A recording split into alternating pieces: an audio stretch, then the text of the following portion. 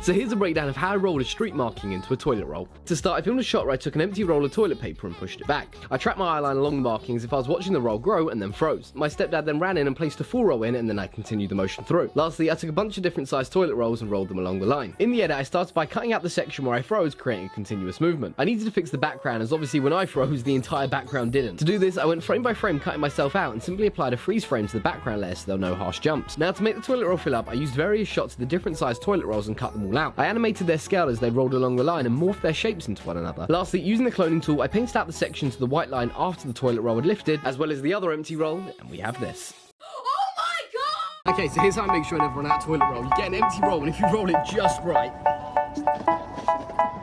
you get a full roll. Here's a breakdown of how I snuck up on my little puppy.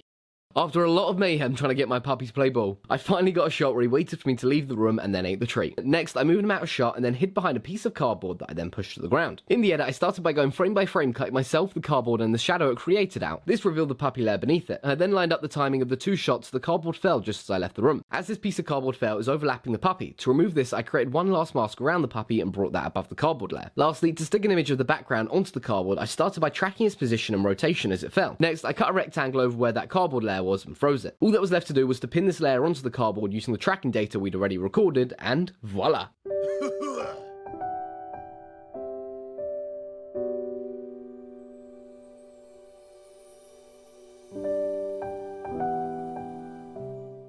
So here's a breakdown of how I stole a bowl of cereal through a FaceTime call. To start, I had my friend Woody film himself talking to a plain green computer screen. He then filmed a clean shot where he removed the cereal bowl and then another where he put the bowl back and finished the conversation through. After he was wrapped, I had to measure the distance from the bowl to the screen. Using those measurements, I set up the scene in my room with a green screen over a pole representing where the screen would be. I then measured that distance from that pole to the cereal bowl, meaning that in both our shots, the bowl would be the same distance from the screen. I played Woody's audio in the background whilst feeding off his lines and having a conversation. And then on cue, I scoffed down a bowl of cereal, sitting on the green screen, and then finished the dialogue through with him after. In the edit, I started off by lining the timing up of all the clips, creating a fluid conversation between me and Woody. I created a desktop setup in Photoshop and placed the video of me inside the FaceTime window. I keyed out the green and masked away any edges spilling out. I masked out the cereal bowl from my shot and animated it in from the moment I picked it up and out from when I dropped it. Finally, we have this. Oh my god! Mate, honestly, it's a joke. Anyway, I just wanted to chat to you real quick. So basically, mate. So no, you're all good. No rush. Take your time. Yeah. Oh, sorry about that, mate. Nah, you're all good, bro. Oh, the cereal's all gone all soggy. Oh, how strange.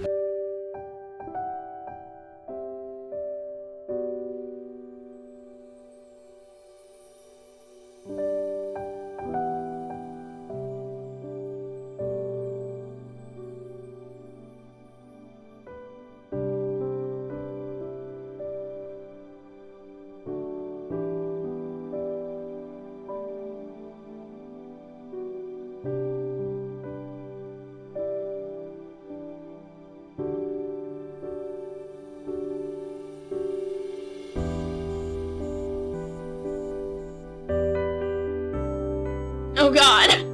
We stay, we go. What if I told you I like you? Here's a breakdown of how I printed a puppy out of a computer. To start, I filmed a shot where I pretended to hit on the next arrow and then slammed my laptop shut. I reopened it, and as I did, I had my stepdad off camera place the puppy onto the laptop. Lastly, I shot a clean plate. In the edit, I started by removing the hand that placed the dog in shot. To do this, I created a mask around the hands, revealing the clean plate beneath it. Next, using the cloning tool, I rebuilt the sections of my body, the laptop, and the dog that were being overlapped by the hands. To animate the dog appearing at the laptop, I needed to first cut him and his shadow out. I slowed this footage down and dragged it backwards so it looked like the dog was in the laptop the whole time. Then I simply scaled him up as the laptop opened, as well as creating an expanding mask so it looked like he's popped out the laptop. Next, I tracked the computer screen and using the cutout of the puppy we'd already created, pinned it onto the screen from the moment after I pressed the next arrow. Lastly, in an earlier section of the shot where I made an Apple Watch appear using the same technique, I wanted to make it stand out more. To do this, I went frame by frame, cutting out the watch straps and painted it red. 326 frames later, and when we put all of this together, we have this. Check this out. See, I've worked out I can turn my computer into a 3D printer and I can literally print anything from it. See this photo of an Apple Watch? And boom, just like that, I've got my very own Apple Watch. Last up, I've got a photo of a puppy. And just like that, I've got my very own little puppy. Hello, little man.